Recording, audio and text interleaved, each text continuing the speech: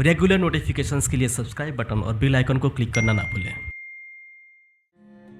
नाक का बहना, सिर में भारीपन, हल्का बुखार तथा शरीर में दर्द एवं थकान। साधारण ठंड जब शुरू होती है तो गले में खराश होती है तथा नाक बहने लगती है।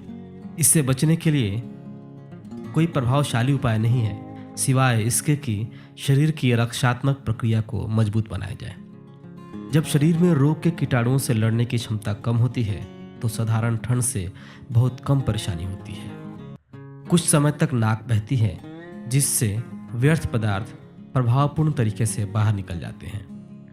साधारण ठंड में अक्सर गले में या सीने में खांसी उठती है, कभी कभी बारी बारी से दोनों में उठती है।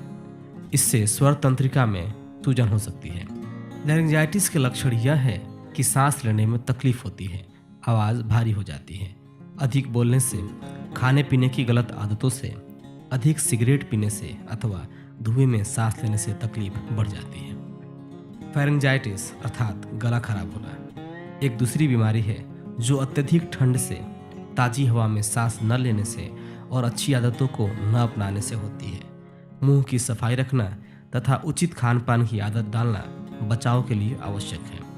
इसके लक्षणों में कोई भी चीज़ सटकने की कठिनाई है, मुंह सूख जाना और गले में अत्यधिक दर्द होना इस बीमारी के लक्षण हैं।